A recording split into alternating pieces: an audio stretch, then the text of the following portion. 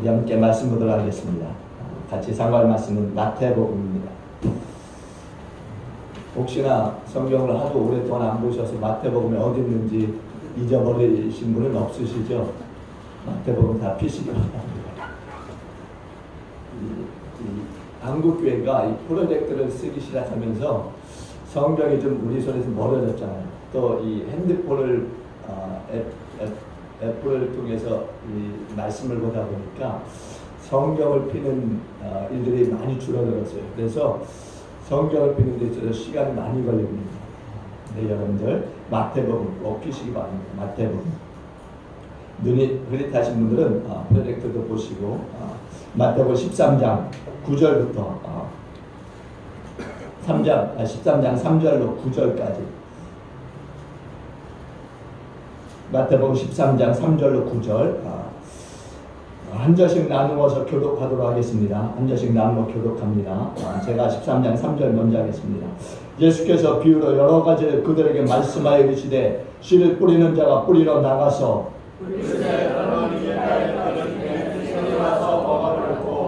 떨어는 흙이 얕은 돌밭에 떨어짐에 흙이 깊지 아니하므로 곧 싹이 나오나 해가 돋는 후에 가서 뿌리가 없음으로 말랐고 더러는 가시떨기 위에 떨어짐에 가시가 자라서 기운을 나갔고 더러는 죽은 땅에 떨어짐에 어떤 것은 100배 어떤 것은 60배 어떤 것은 30배의 결실을 하느니라. 함께 하십니다. 귀 있는 자는 들으라 하시니라. 아멘. 할렐루야. 아멘. 네. 항상 이렇게 아멘 하시면 은혜가 되는 줄로 믿습니다. 아멘. 조금 안 하신 분이 있는 것 같아요. 할렐루야. 아멘. 예, 꼭 그렇게 하십시오. 우리 기독교의 역사를 들여다보면요 아주 재미있는 특징들이 있습니다. 말씀 선포가 이 권위가 있을 때는요 교회가 상당히 부흥했어요. AD 10세기쯤에요 교회가 말씀이 충만할 때는요 영적 능력이 나타나고요 세상의 이 군주들까지도 이 교회의 권위 앞에 말씀의 권위 앞에 무릎을 꿇었습니다. 구약에서 엘리야 선지자를 보게 되면은 악한 왕 이 아합도 이 말씀의 권위 앞에 무릎을 꿇고 덜덜 떠는 그런 일들이 있었습니다. 또 나단 선지자 앞에서 다윗 왕, 이스라엘 위대한 왕이라고 하는 이 다윗 왕까지도 무릎을 꿇었던 그런 적이 있습니다. 또 신학에 넘어오면은 예수님의 이 말씀의 권위 앞에서 귀신들까지도 잠잠했고 베드로가 말씀을 증거할 때 청중들이 우리가 어찌할꼬 하며 회개하는 역사가 나타났습니다. 근데 교회에서 말씀이 약해지기 시작하면서 영적으로 무능해졌고 또 세속화되기 시작한 것입니다. 우리나라의 이 교회 역사도 그래요. 1910년대에 들어와서 교회에서는요 이 말씀의 능력이 나타난 거죠. 그래서 온 국민들이 회개 운동으로 모이게 되었고 그것이 교회 부흥으로 이어졌습니다. 또 1920년대와 30년대에 들어와서는 조국의 독립을 갈망했던 이 조선의 이 엘리트들이 교회로 몰려들기 시작했어요. 그런데 1950년대 전쟁이 끝나고 1960년대 이제 막 부흥하는 이 시기 속에 어떻게 됐느냐 잠잠한 거죠. 교회가 잠잠했어요. 교회에서 외친 이 말씀이 세상 가운데 영향력을 미치지 못했던 겁니다. 반동을 주지 못했어요. 그래서 교회가 부흥하지 못했습니다. 그러다가 70년대와 80년대에 들어와서 군사 독재 이 정권에 맞서기 위해서 많은 사람들이 이제 모이기 시작했습니다. 그런데 그들이 어디로 모였느냐? 교회로 모이기 시작한 겁니다. 군사 독재 정권의 불안감을 느꼈던 사람들이 교회로 몰려들기 시작했어요. 그래서 하나님을 찾기 시작했습니다. 그러자 교회가 부흥하기 시작한 거예요. 엄청나게 부흥하기 시작했습니다. 세상 사람들은요 그때 교회에서 선포되는 이 말씀이 진리인 줄 알았어요. 예수 믿지 않는 사람도 교회에서 선포되는 이 말씀만큼은 진리인 줄 알고 그대로 행했다라는 겁니다. 그래서 사람들이 교회로 몰려들기 시작했어요. 말씀을 들으면서 시원했고 말씀을 들으면서 소망을 가졌고 말씀을 들으면서 영혼의 눈들이 띄어지기 시작했습니다. 그러다가 이제 우리 교회가 80년대를 넘으면서 90년대에 들어서 물질의 호황을 누리기 시작했습니다. 그러니까 교회가 물질에 휩쓸려 교회의 이 소망을 잃어버리기 시작한 거예요. 그러니까 세상 사람들의 그 소망을 교회가 수용하지 못한 겁니다. 각 교단들이 어떻게 했느냐? 교세 늘리기를 시작했어요. 그래서 신학생들 막 쏟아붓기 시작했습니다. 신학생들이 세상에 쏟아져 나오기 시작했어요.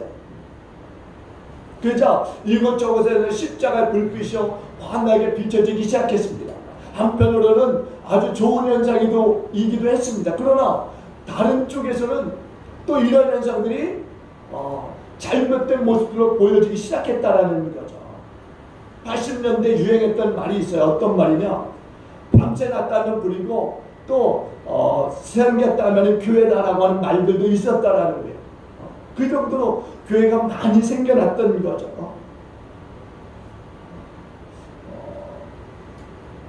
어떤 이제 담배 가게 얘기를 하게 되면 담배 가게도 한때 그런 얘기 있었어요. 담배 가게가 우후죽순으로 막 생기다 보니까 그러면은 거리 제한을 하자. 그래서 담배 가게도 거리 제한을 두었습니다. 그래서 아무데나 막 세울 수가 없었어요. 반드시 거리 제한에 속해 있었어야 했습니다. 근데 교회는 그러지 않았어요. 교회는 이렇게 담배 가게는 거리 제한이 있음에도 불구하고 교회들은 우후죽순으로 많이 생겨났다라는 겁니다. 그래서 어느 한 빌딩에 보면 교회가 2, 3층, 4층 뭐 교회가 줄줄이 있었던 지금도 그런 교회들이 그런 건물들이 있고 또 교회가 골목길을 사이에 두고 양쪽에 생기는 그런 일들도 있고 그러니까 교회가 세상에 얼마나 많은지 몰라요. 어찌 보면은 교회 정말 쟁탈전 교인 쟁탈전이 벌어진 거죠.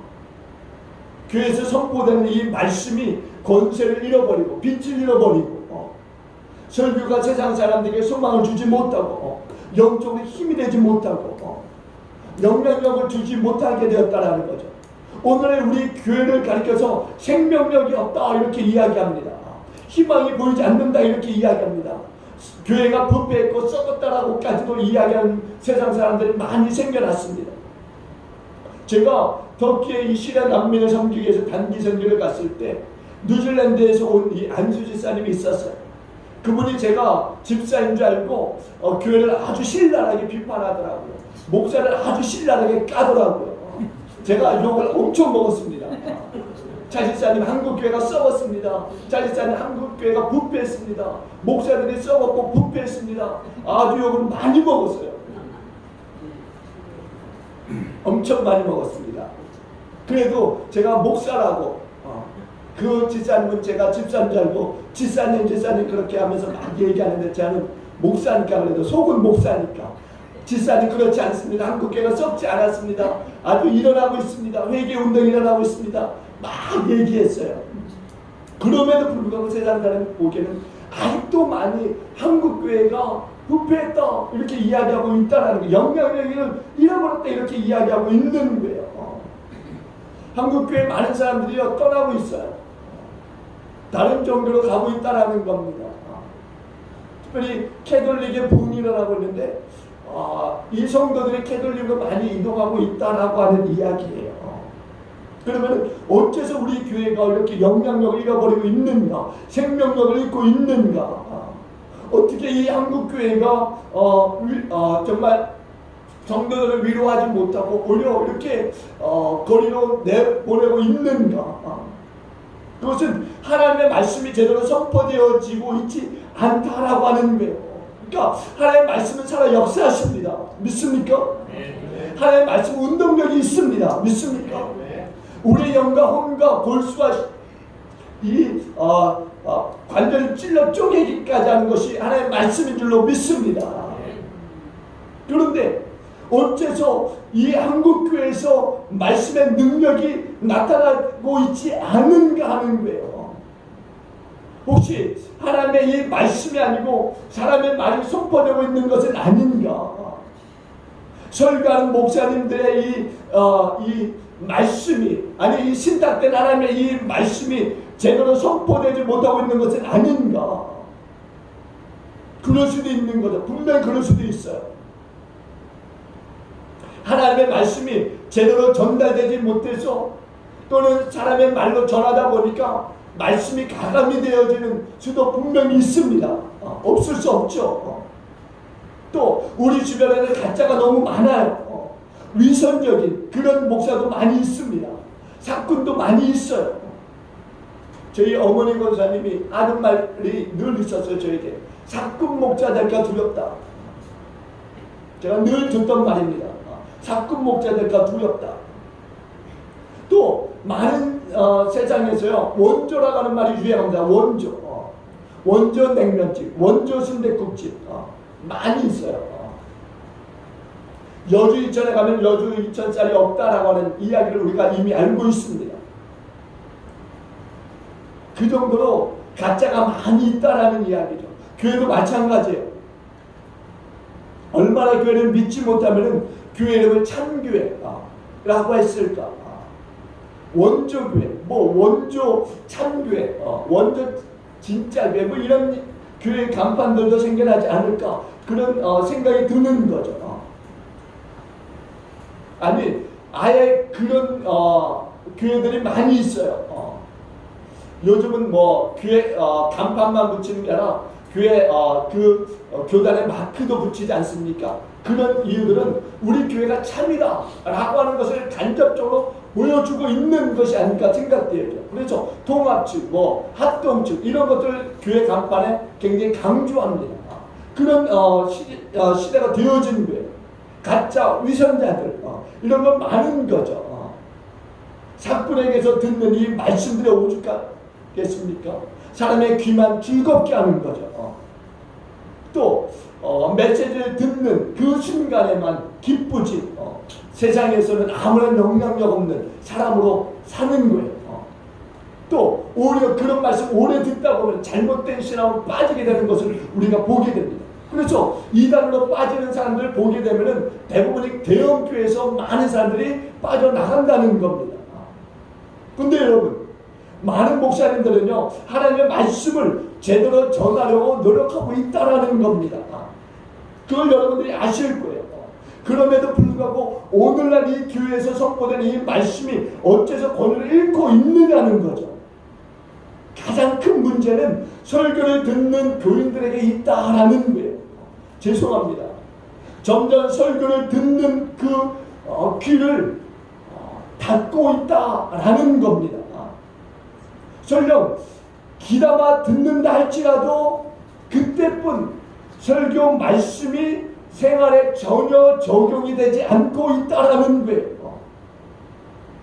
요즘 본교에서 말씀을 듣지 않는다 할지라도 유튜브나 다른 방송들 통해서 얼마나 많은 설교를 우리가 들을 수 있습니까?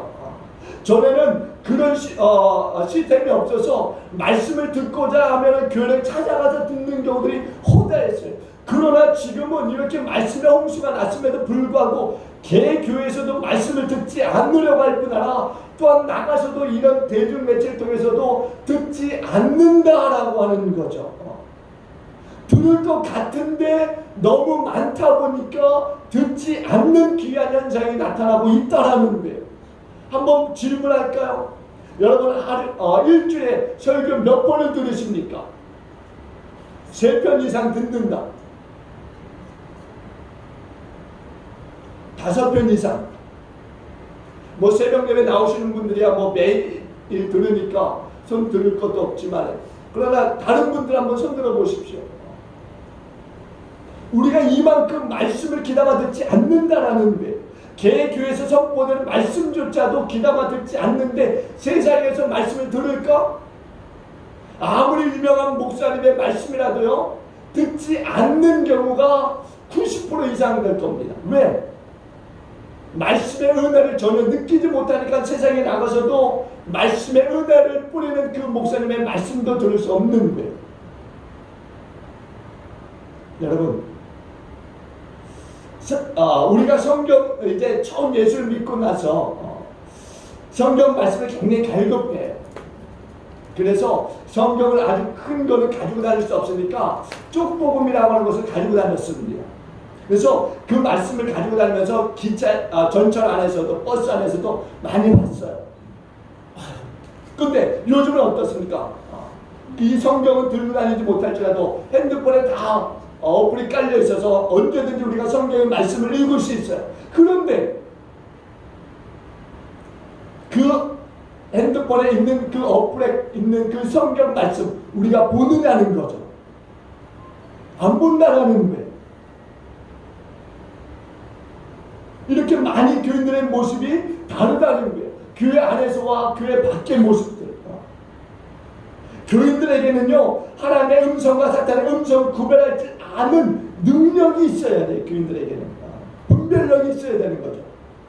주님께서 말씀하지 않습니까? 나는 내 양을 알고 양도 나를 안다라고. 목자만 양을 아는 게 아니에요. 양도 목자를 안다. 그렇게 말씀하고 있는 거예요. 그러니까 우리가 목자의 음성을 구별할 줄 알고 분별할 줄 알아야 되는 거죠. 어느 것이 하나님의 말씀인지를 알아야 되는 거예요. 진짜 하나님의 말씀이 무엇인지를 알아야 되는 거죠. 하나님의 말씀은요, 들으면 좋고 안 들으면 괜찮은 그런 게 아니라는 거예요. 그냥 우리가 이거 좋고 싫은 그런 게 아니라는 거죠. 하나님의 말씀은 옵션이 될 수 없는 거예요. 반드시 우리의 영을 살리는 말씀이기 때문에 들어야 되는 줄로 믿습니다. 죽느냐 사느냐의 문제예요, 이것은. 그렇기 때문에 우리가 말씀을 통해, 우리가 예배를 통해서 귀를 반드시 열어놓고 말씀의 귀를 그리고 말씀을 들어야 될 줄로 믿습니다. 그래야 말씀이 능력으로 나가는 거예요. 사도행전에서의 이 말씀을 보게 되면은 성도들이 말씀을 듣고서 집에 가서 그 말씀이 그러한가 상고했다 이렇게 이야기합니다. 우리가 주일날 말씀만 듣고 그냥 한 주간 그냥 지낼 것이 아니라 이 말씀을 다시 집에 가서 묵상하면서 이 말씀이 그러한가 봐야 되고 그 말씀이 그러하도록 우리가 삶의 행동으로 옮겨야 될 줄로 믿습니다. 그래야 우리의 삶의 능력이 나타나는 거죠. 아무런 행동도 취하지 않고 말씀도 듣지 않고 세상 속에 나가서 하나님의 말씀이 능력이 없다라고, 교회가 소망이 없다라고 그렇게 이야기해서는 안 된다라는 거예요. 오늘 본문의 말씀을 보면요, 예수님의 이 씨 뿌리는 비유가 나와요. 예수님은요, 하나님 나라의 복음을 듣고 있는 이 사람들이요, 그들의 이 삶에서 바람직한 열매를 맺으려면은 진지하게 들을 자세가 필요하다 이렇게 강조하고 계시는 겁니다. 그래서 오늘 9절에 보니까 뭐라고 말씀합니까? 9절 다 같이 한번 볼까요? 시작. 귀 있는 자는 들으라 하시니라. 다시 한번 봅니다. 시작. 귀 있는 자는 들으라 하시니라. 아멘. 예수님이 말씀하시는 거예요. 귀 있는 자는 들으라. 귀 있는 자는 들으라. 들으라 말씀하고 있는 거예요. 들으라. 여러분, 씨와 밭과 열매라고 하는 것은요, 결코 분리될 수 없는 요소들입니다. 여러분, 씨와 밭에 따라서 열매가 어떻게 열리느냐가 결정이 돼요. 씨는 좋은데 밭이 나쁘다? 좋은 열매를 거둘 수 없다라는 거죠. 또 많은 열매를 기대할 수 없습니다. 밭은 좋은데 씨가 병들었어요. 축정입니다. 그러면 어떻게 되겠습니까? 열매가 열릴 수 없는 거죠. 오늘 본문의 씨는 아무 이상이 없습니다. 아무런 문제가 없다라는 거예요. 예수님이 복음의 씨라고 하면은요, 그 씨는 이 세상에서 가장 좋은 씨입니다. 분명합니다. 그렇지 않습니까? 그렇다면은 문제는 밭에 있는 거예요. 밭에. 근데 이 어떤 밭에냐면 똑같은 이 씨가 뿌려졌음에도 불구하고 보니까 30배, 60배, 100배 열매를 거두지만 어떤 밭에서는 전혀 싹이 나지 않고 있고요. 또 어떤 밭에서는 싹은 나지만 이내 죽어버리는 그런 일들을 우리가 볼 수 있다는 거예요. 복음이라고 하는 것은요, 어떤 특별한 사람에게만 주시는 것이 아니다라는 거예요. 귀 있는 자는 누군가가 다 들어야 되는, 들을 수 있는 것이 복음인 줄로 믿습니다. 모든 사람은 다 귀를 가지고 있어요. 듣는 귀를 다 가지고 있는 겁니다. 귀를 막지 않는 이상은 누구나가 다 이 복음을 다 들을 수 있다라는 이야기예요. 우리는 이것을 신학적인 용어로 복음의 보편성이라고 하는, 복음의 보편성. 누구나 다 들을 수 있다라는 거예요. 그런데 문제는 듣고도 믿지 않는 사람도 있을 뿐 아니라 들어도 말씀을 전해도 들으려고 하지 않는 사람들도 있다라는 거죠. 그래서 오늘 구절에서는 귀 있는 자는 들으라 이렇게 말씀하고 있는 거예요. 여러분, 듣는다라고 하는 이 말은요, 듣는다라고 하는 이 말은 귀를 기울여 듣고 깨닫고 그것을 삶에 옮기는 것을 이야기하는 겁니다. 네 종류의 밭이 등장해요. 길가, 돌밭, 가시밭, 그리고 좋은 밭. 이것은 바로 우리 사람들의 이 마음을 이야기하는 겁니다. 마음. 네 가지의 이 똑같은 네 가지의 이 마음, 다른 종류의 이 마음이겠죠. 다른 종류의 이 마음. 근데 결과라고 하는 것이 다른 거예요. 결과라고 하는 것이 다른 거예요. 결과. 여러 가지의 이 마음의 맛, 이 마음의 맛. 그런데 우리의 이 마음의 맛이 어디에 속해 있는가, 어디에 속해 있는가. 먼저 보니까 길가에 떨어졌어요. 씨가 길가에 떨어졌습니다. 길가는 밭이 아니라 사람들이 왕래하는 딱딱한 이 단단한 이 굳은 이 땅이라고 할 수 있습니다. 거기에 씨가 떨어지는 거예요. 그렇지만은 이렇게 단단한 땅, 굳은 땅에 떨어지다 보니까 어떻게 해요? 땅 안으로 들어갈 수 없는 거죠. 그러다 보니까 새가 와서 쪼아 먹는 거예요. 길가처럼 굳은 마음에 복음이 뿌려지면은요, 사단이 금세 와서 다 걷어가 버린다라고 하는 이야기예요. 예수님께서 13장 19절에 보니까는 이렇게 말씀해요. 13장 19절에 보니까 이렇게 말씀합니다. 아무나 천국 말씀을 듣고 깨닫지 못할 때는 악한 자가 와서 그 마음에 뿌려진 것을 빼앗나니 이는 곧 길가에 뿌려진 자요라고 말씀합니다. 여러분, 말씀은 분명히 들었어요. 그러니까 교회에 다니지 않는 불신자를 말하는 것이 아니라 교회를 다니는 사람들을 이야기하는 거겠죠.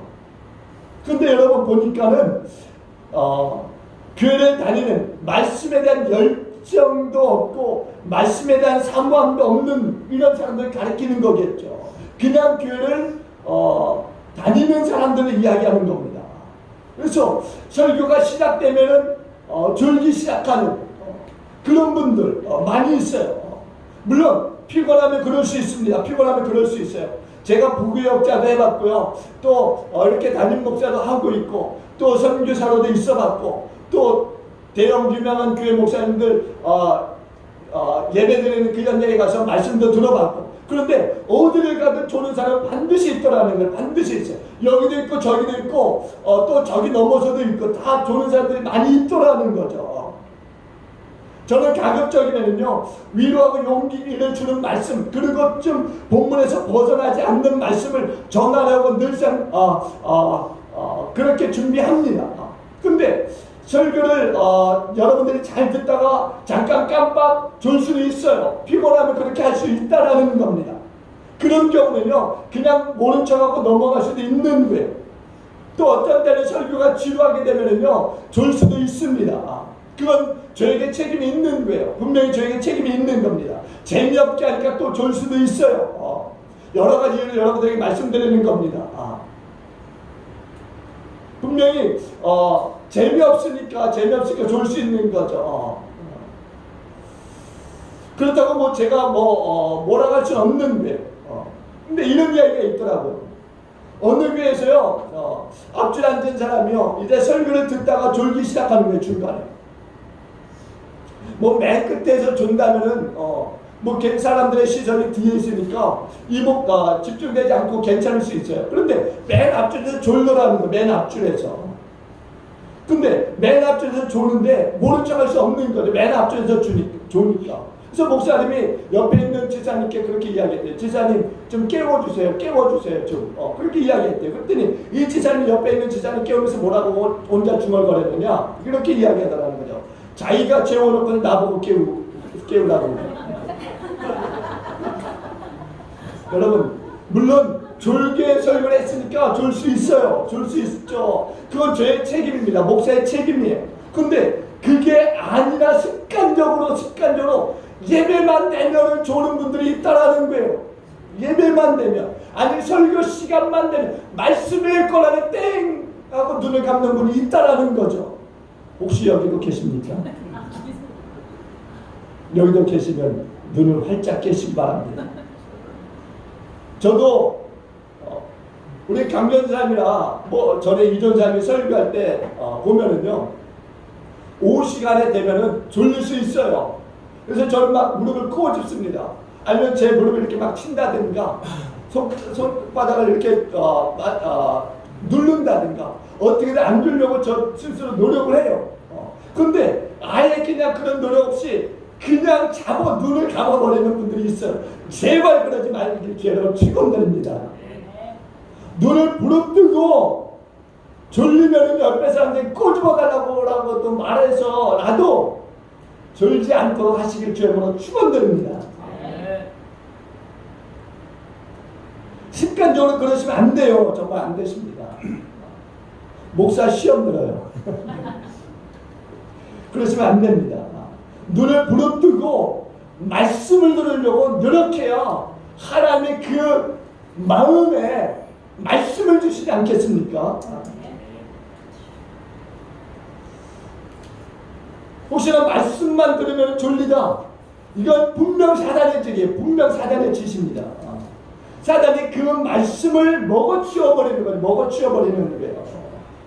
새가 쪼아 먹었다라고 하는 이 말 하지 않습니까? 그런데 새가 와서 그 씨를 쪼아 먹었다라고 하는 이 말은요, 원어적으로 보면은요, 카테파겐이라고 하는 이 말인데요, 이 말은요, 아주 철저하게 조금도 남김없이 완전히 먹어치워버리는 것을 이야기합니다. 그러니까 여러분들에게 말씀이 들어와야 됨에도 불구하고 말씀이 들어오지 않는 것, 아니 들어왔는데 예배 끝나고 나니까 아무것도 남지 않는 것은 사단이 와서 철저하게 완전히 다 먹어치워버린 경우를 이야기하고 있는 거예요. 초장부터 졸린 것 사단의 짓이에요. 분명합니다. 졸리면은요, 졸리지 않도록 여러분 수단과 방법을 가리지 마시기 바랍니다. 볼펜으로 손가락을 찌르든 아니면 고문을 하든 눈을 꼬집든 자지 않도록 여러분 하시기를 바랍니다. 그래야 말씀이 들어가는 거예요. 두 번째는요, 이렇게 말씀드렸는데도 또 존다. 그건 정말 사단이 역사하는 겁니다. 그러니까 사단아 물러가라 이렇게 얘기하세요. 두 번째는요, 길가 같은 마음이에요. 길가 같은 마음. 설교 시간에요, 온통 다른 생각하고 있는 거예요. 뭐 그리 생각이 많은지. 설교 시간만 되면 아주 그냥 세상 생각으로 복잡한 거예요, 머릿속이. 그냥 교회만 오면은요, 집에 있을 땐 세상 생각 안 하는데 교회만 오면 세상 생각을 해. 딴 생각해. 예배 시간만 되면 딴 생각. 그런 분들이 있어요. 주보 보면은요, 별 얘기 다 있어요. 그냥 제가 가끔 주보 거두잖아요. 청소하다 보면은요, 주보 청소하다 보면은 주보에 그냥 잔뜩 놨어요. 근데 보면 별 쓸데없는 얘기들, 좋은 얘기 하나도 없어. 이상한 얘기들만 잔뜩 써놨더라고요. 앞으로는 좋은 얘기 쓰시기 바랍니다. 저도 좋은 얘기 볼 수 있도록. 여러분, 그러니까 이 예배 시간, 이 말씀 시간에 딴 생각하는 것. 복음이 전혀 들어올 수가 없는 거죠. 그렇게 되면 딴 생각하는데 어떻게 복음이 제대로 들어가겠습니까? 복음이 들어올 수가 없는 거예요. 사단이요, 그냥 다 그 말씀을 쪼아 먹어버리는 거죠. 그래서 뭐 교회를 뭐 오랫동안 다녔다고 할지라도 전혀 교회 밖에서는 예수의 향기가 나지 않는 거예요. 그럴 수밖에 없지 않겠습니까?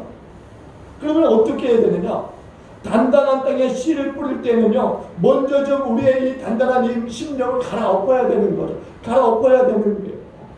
그래서 씨가 흙 속에 잘 들어갈 수 있도록 해야 되는 거죠.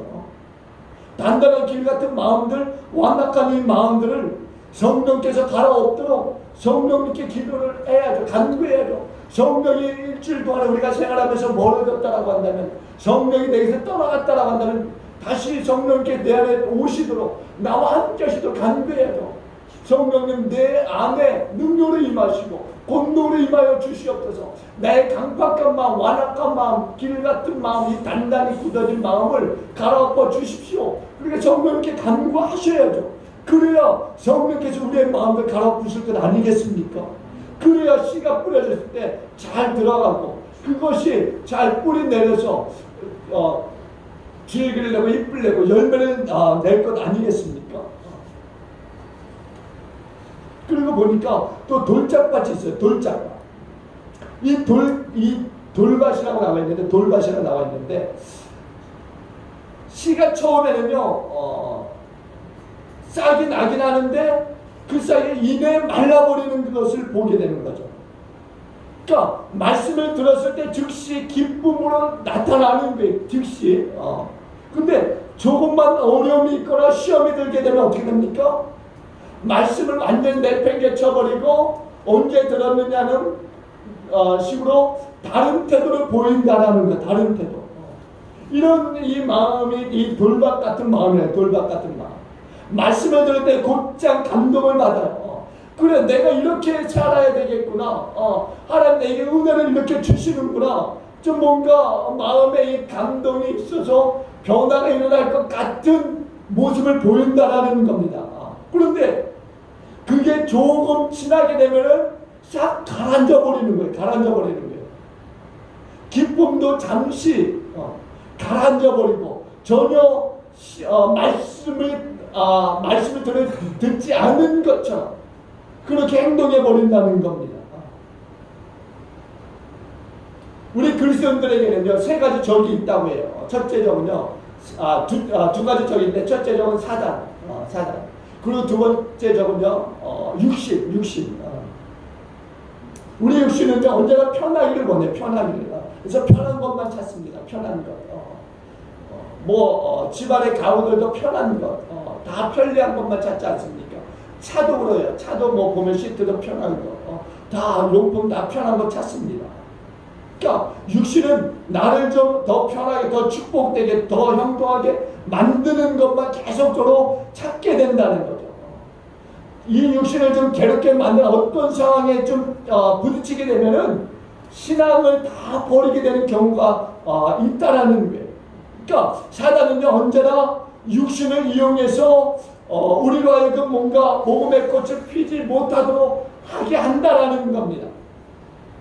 저희가 여러분 텃밭 가꾸는 분들 있을 수 있겠어요. 집에 조그만 박스를 통해서 고추를 심는다든가 아니면 방울토마토를 심는다든가 다양한 그런 식물을 심는 분들이 있을 수 있습니다. 근데 거기에 보면은요, 이 풀들이 잘 자라요. 풀들이 왜 이렇게 잘 자라는지.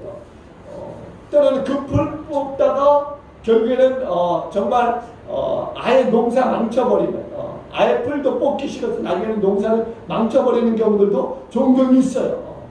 그러니까 이 돌밭 같은 이 마음이 언제나 우리 가운데 존재할 수 있다라는 거죠. 이 진짜 신앙이라고 하는 것은요, 고통과 환난 속에서도 인내함으로 이기는 건 줄로 믿습니다. 우리는 어떤 환난이 왔을 때 그것을 이기는 신앙을 가지고 가야 된다라는 거예요. 환난이 왔을 때 그것에 싸우지 못하고 그냥 주저앉아버리는 그런 신앙이 되어서는 안 된다라는 겁니다. 반드시 돌은 골라내고 그래서 그 밭이 좋은 밭이 되어줄 수 있도록 해야 되는 거죠. 돌은 뽑고 해서 열매를 맺도록 해야 되는 겁니다. 그리고 세 번째는요, 가시떨기밭이에요. 가시떨기밭. 예수님께서 이렇게 말씀하세요. 이들은 말씀을 듣을 때 세상의 염려와 죄물의 유혹과 기타 욕심이 들어와서 말씀을 막아 결실하지 못하는 자다, 이렇게 말씀합니다. 세속화된 기독교인이라고 말할 수 있는 겁니다. 세속화된 기독교인. 이 예수의 이 사람은 조금도 뭐가 구별됨이 없는 거죠. 오직 세상 것만 추구하는 사람들. 성경 찬송을 가지고 교회로 오지만은 마음으로 온통 세상으로 가득 찬 사람. 말씀에 대한 사모함도 없고 세상적인 욕망으로 가득한 거죠. 세상 욕망이 더 크다 보니까 말씀을 전혀 들어오지 않는 그런 신앙생활을 하는 거죠. 한 부자 청년이 예수님께 찾아왔어요. 그래서 진리에 대한 이 영생에 대한 사모함을 예수님께 이야기합니다. 어떻게 해야 내가 영생을 얻을 수 있습니까? 그때 예수님께서요 이 부자 청년에게 있어서요 가시떨기 같은 이 마음을 깨뜨려 보고서는요 뭐라고 말씀하시느냐, 이 청년에게요 내 재물 내 소유를 다 팔아서 가난한 자에게 주고 그 뒤에 나를 따르라 이렇게 말씀하십니다. 그러니까 이 사람이 어떤 사람인가를 아셨던 거예요. 이 사람이 그러니까 좀 세상에 재물도 가지고 있고 영생도 좀 가지고 싶은 그런 이 마음을 예수님이 아신 거죠. 그래서 내가 가지고 있는 소유의 이 재물을 다 팔아서 가난한 자에게 주고 그 뒤에 나를 따르라 이렇게 말씀하셨던 겁니다. 그래서 어떻게 합니까? 이 청년이 고민하며 자기 길로 갔다라고 말씀하고 있어요. 그렇다고 여러분 뭐 다 재물 팔아서 가난한 자에게 주고 예수 믿어라 이렇게 말씀하고 있는 거 아닙니다. 그냥 직장 때려주고 예수만 믿어라 이렇게 말씀하는 게 아니에요.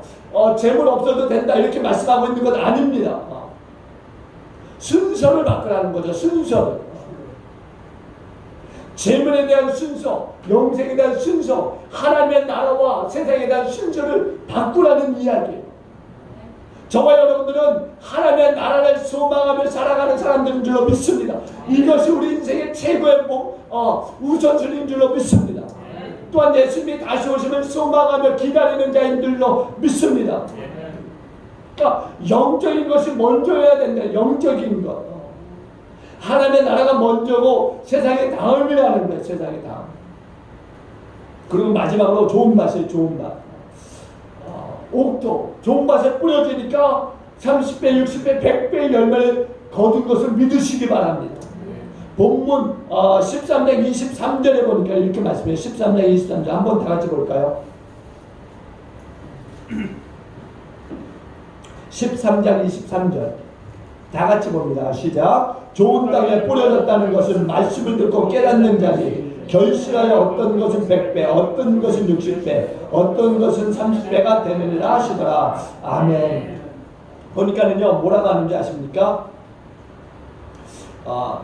말씀을 듣고라고 해요. 말씀을 듣고 말씀을 받은 거예요. 말씀을 받은 겁니다. 굉장히 중요한 말이에요. 말씀을 듣고 사실 말씀을 들었을 뿐 아니라 말씀을 받은 거예요. 말씀을 받은 거예요. 여러분 누가복음 8장 15절에 보면은요 이렇게 말씀해요. 한번 제가 볼게요. 누가복음 8장 15절에 보면은요 좋은 땅에 있다는 것은 착하고 좋은 마음으로 말씀을 듣고 지키어 인내로 결실하는 자다 이렇게 말씀합니다. 말씀을 듣고 지키어 인내로 결실하는 자다 이렇게 말씀해요. 말씀을 듣고 지키어 결실하는 자. 귀가 들음으로써 복이 되는 것이 아니라 마음에 감동을 주고 그 말씀을 지키도록 해야 복이 되는 줄로 믿습니다. 착하고 좋은 마음만 가지고 있는 사람은요 복음의 말씀을 들었을 때 그 들은 것으로 그치지 않을 뿐 아니라 그 말씀을 지켜 행하는 줄로 믿습니다. 이런 사람이 복을 넘치게 만든 거예요. 넘치게 100배, 60배, 30배. 그리고 세상에서 오는 그 유혹들, 마귀의 시험들을 이겨나가는 거죠. 왜? 말씀을 지켜 행하기 때문에. 여러분 왜 우리가 듣는 거예요? 왜 설교를 듣습니까? 그냥 듣기 위해서 듣는 게 아니지 않습니까? 말씀을 듣고 지키기 위해서 듣는 줄로 믿습니다. 말씀을 듣고 지키기 위해서 들을 때 그것이 복이 되고 힘이 되고 능력이 되는 줄로 믿습니다. 하나님의 말씀을 왜 들어요? 그냥 들어서는 안 되는 거예요. 그냥 들어서는 안 되는 거예요. 이 말씀을 붙들고 살기 위해서 들어야 되는 줄로 믿습니다. 말씀대로 살아보기 위해서 들어야 된다는 거예요. 한 말씀 한 말씀 놓치지 않고 들으려고 해야 그 말씀이 내게 능력이 되는 줄로 믿습니다. 왜? 하나님의 말씀은 능력이기 때문에. 하나님의 말씀은 살아있고 생명 있고 운동력 있고 우리의 심령 골수를 찔러 쪼개는 힘이 있습니까? 여러분, 우리의 삶의 현장이요 녹록하지 않아요. 우리가 천국에서만 살고 있다면요 굳이 뭐 세상 소리 듣지 않겠죠. 왜? 천국이니까 하나님의 말씀만 들려지고 하나님만 보게 되고 우리가 하나님만 찬양하게 되겠죠. 그런데 우리가 사는 곳이 천국이 아니라 세상이잖아요. 세상이다 보니까 우리가 말씀을 들어서 지켜 행하지 않으면요 세상에 금방 잡아 먹히게 되는 거예요. 그런 먹힌 삶을 사는 사람들이 얼마나 많이 있습니까? 주일날 열심히 예배를 드렸는데 세상에 나가서 살다 보니까 세상에 먹혀버려서 세상에서 그냥 쪼들려 사는 삶을 사는 거예요. 그러다가 교회 와서 또 쥐어잡고 힘을 내서 다시 세상에 나가는 사람은 그래도 괜찮은 거예요. 그런데 교회에서조차도 말씀을 듣지 못하고 예배도 제대로 드리지 못하고 세상에 나가서 완전히 세상화 되어져서 사는 불쌍한 기독교인들이 있는 거죠. 기독교인들이 완전히 먹혀버린 기독교인들. 그래서는 안 되는 거예요. 그래서는 우리는 천국에서 사는 사람들이 아니에요. 우리는 천국을 기다리는 사람들. 물론 내 마음에 천국이 임해 있어요. 그런데 그렇게 임해 있으면 좋지만 천국이 임하지 않은 사람, 아직도 말씀이 들어가지 못하고 아니면 말씀을 듣지 못하고 있는 사람들, 세상에 나가면은 사단 마귀의 소리만 들리는 사람들 있죠. 그러다 보면 어떻게 해요? 그 마귀의 소리에 이끌려서 살 수밖에 없는 거예요. 우리는요 말씀을 듣고서 정말 나 자신이 하나님의 말씀에 붙잡혀서 가정과 일터와 사업장 세상 어디에 가서든 그리스도인이라고 하는 이 딱지 이게 떨어지지 않도록 해야 될 줄로 믿습니다.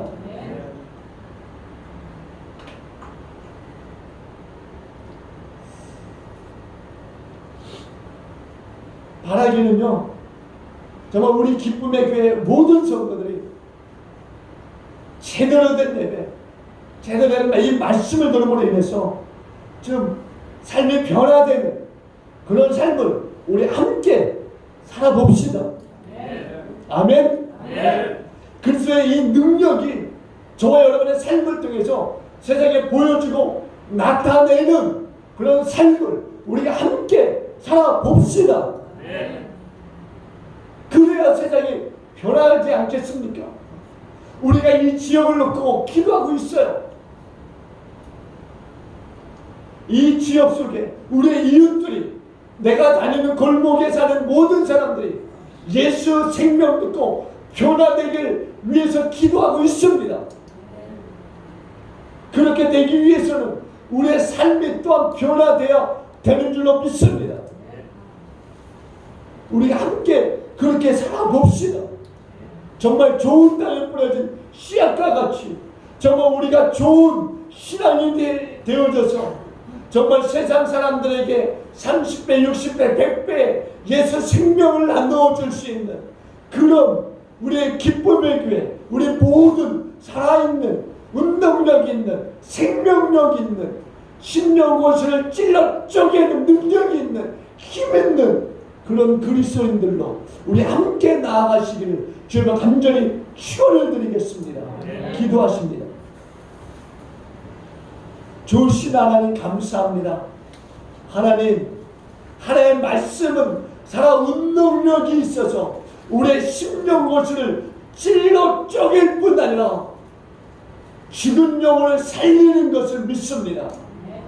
주님, 우리가 세상 속에 나가서 죽은 영혼 살리는 좋은 씨앗들이 되게 하여 주옵소서. 거친 땅들, 굳어진 땅들, 돌밭들, 또 가시밭들 다 갈아엎을 수 있는 능력의 사람으로 살아가도록 축복하여 주옵소서. 우리는 세상을 살리는 하나님의 백성들로 보냄을 받은 자들입니다. 주님, 세상을 살리는 자가 되지 아니하고 오직 세상 가운데서 또 세상과 함께 짝하는 그런 자들 되어지지 아니하도록 하나님 깨어 기도할 뿐더러 깨어 말씀을 행하는 우리가 되게 하여 주시옵소서. 주님, 그렇게 우리를 축복하여 주시는 것을 믿습니다. 감사드립니다. 살아있고 운명력이 있고 또 우리에게 정말 생명을 더하여 주시는 예수님의 귀하신 이름으로 함께 축복하며 기도합나이다. 아멘.